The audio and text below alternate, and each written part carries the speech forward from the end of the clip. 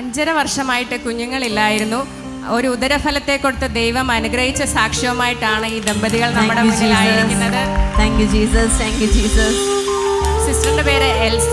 Sister നേഴ്സാണ്. ഓസ്ട്രേലിയയിലാണ് ഇവർ താമസിക്കുന്നത്. വിവാഹം കഴിഞ്ഞ് 5.5 വർഷമായി. ഒരിക്കൽ പോലും പ്രഗ്നൻ്റ് ആയിട്ടില്ല. അങ്ങനെ കഴിഞ്ഞ ഫെബ്രുവരി 1 നാട്ടിൽ വന്നു. നാട്ടിൽ വന്ന് ട്രീറ്റ്മെൻറ്റൊക്കെ സ്റ്റാർട്ട് ചെയ്യാമെന്ന് വിചാരിച്ചാണ് നാട്ടിൽ വന്നത്. 2-ാം തീയതി നമ്മുടെ ചർച്ചിൽ കടന്നു വന്നു.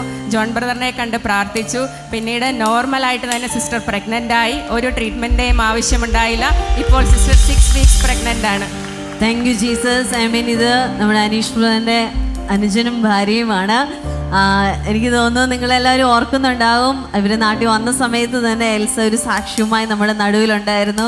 എന്നാൽ അടുത്തതും കൂടെ പറയാൻ തക്കോണം കർത്താവ് ഇവരെ ബ്ലെസ് ചെയ്തോർത്ത് നന്ദി പറയാം. Thank you Jesus. 5 വർഷമായി വിവാഹം കഴിഞ്ഞിട്ട് ഒരു പ്രാവശ്യം പോലും ക്യാരി ആയിട്ടില്ല. പക്ഷേ ഈ പ്രാവശ്യം വളരെ സന്തോഷത്തോടെ ഇവിടെ ആയിരിക്കുന്നു. ദൈവം കൊടുത്ത തലമുറയ്ക്കായി സ്തോത്രം. Thank you Jesus. ആമേൻ.